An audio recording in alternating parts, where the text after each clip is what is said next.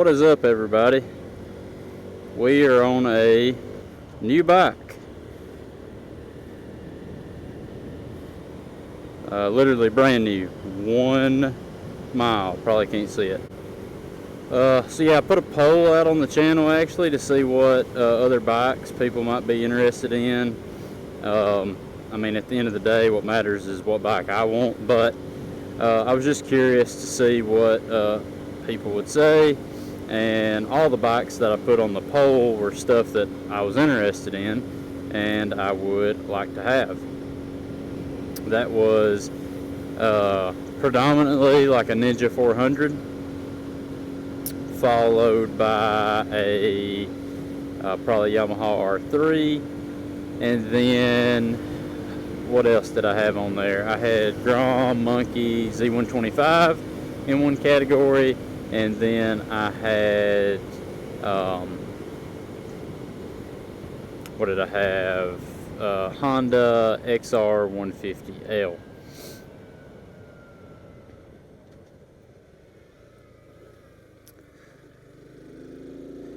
So those were the bikes we had to choose from on the poll. Again, all of which were bikes that I personally thought were cool. I wanted them. I would like to have them.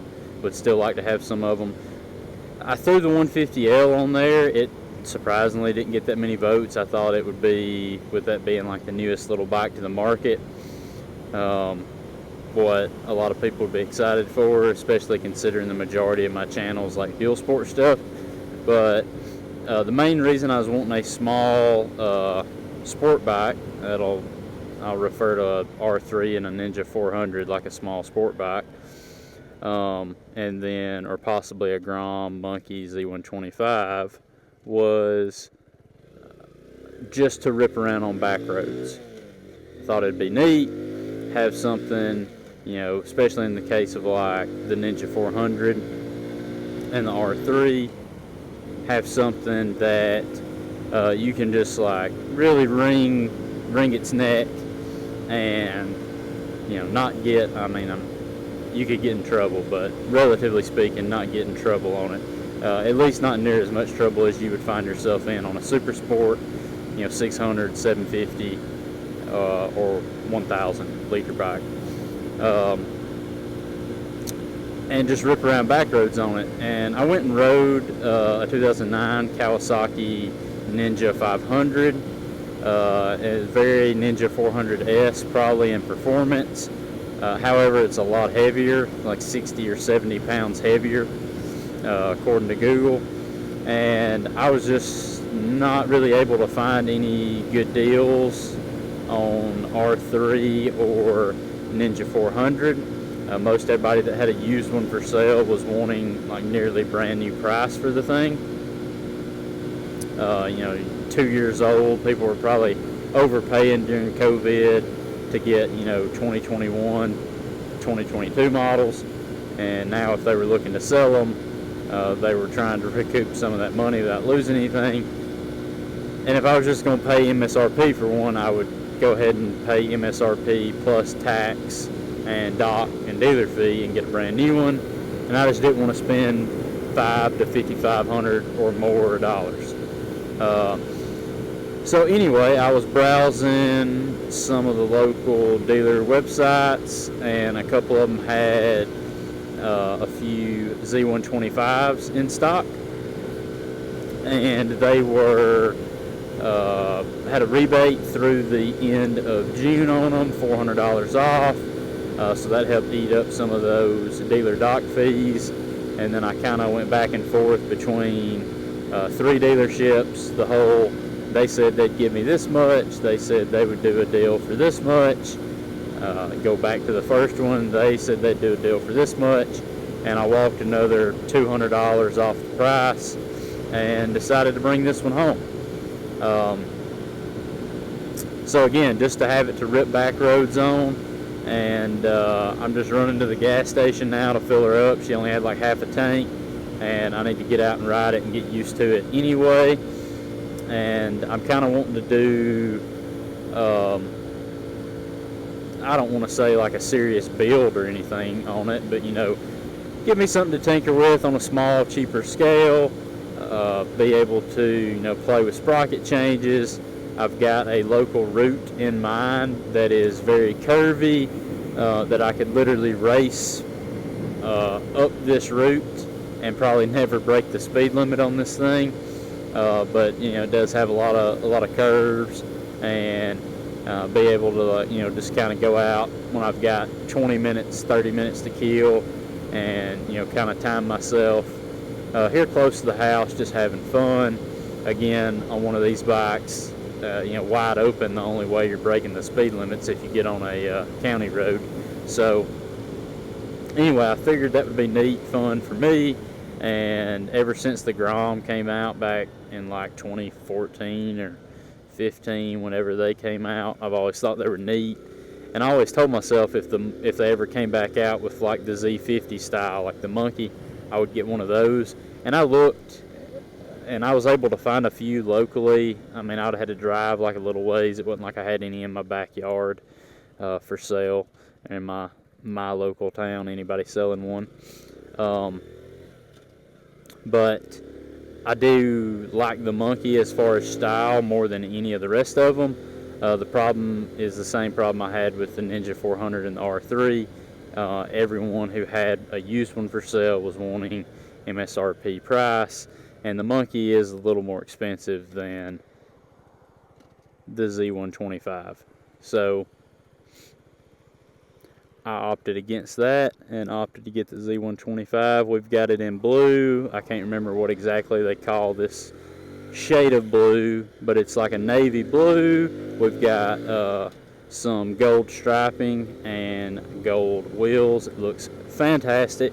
I was really happy to get this color. There was only one of these available in this color at all of the dealerships I was going back and forth on, and I was secretly hoping that I would get the best deal at the dealership that had this blue one, and I did.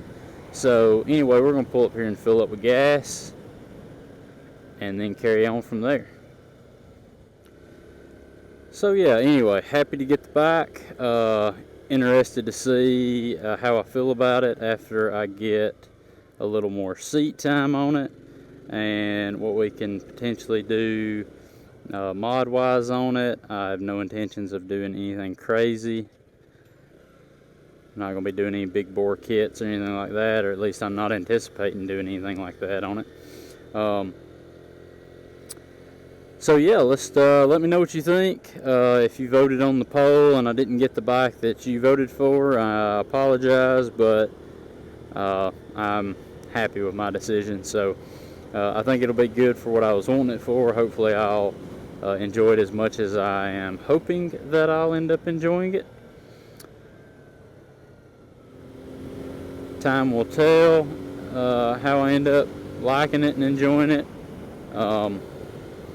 Who knows, may do a little commuting on it. These things are supposed to get like 130 plus miles to the gallon, so it's not exactly a bad commuter as long as you live somewhere where you can get to work on it without having to get on a major highway or freeway. I kind of do have to get on a major highway. However, there is a route I can take to work that's distance-wise only a mile or two longer. It's just more county roads, and therefore takes probably an extra 10 minutes. But the fuel savings, what's 10 minutes? So yeah. Anyways, let me know what you think about it in the comments. Let me know if you got one of these or a Grom if you're a big fan. I know I'm kind of late to the mini moto scene. These things have been out for a really long time now, and I would almost argue they've kind of been played out. People who kind of were excited about them when they came out have mostly already gotten them at this point, and I will plan on doing a more proper review of it once I've had a little bit of seat time on it, and a little more time to get familiar with it and with all the nuances and everything like that. Maybe give a little more proper review. This is the first time I've ever rode one of these mini motos, if you don't count the road legal Z50 I had 7 or 8, maybe almost 9 years ago now. I've only got a couple videos of that bike on the channel. It kind of existed before the channel did. So yeah, this is the first time I've ever even ridden one. So yeah, a little interesting to say the least. The handling is something to get used to. It's kind of reminiscent of that Street Legal Z50 I had, but just at the same time not, because those were kind of, it was just a kid's dirt bike at the end of the day. So it didn't have you pitch forward over the front, and the geometry of everything was just a little different.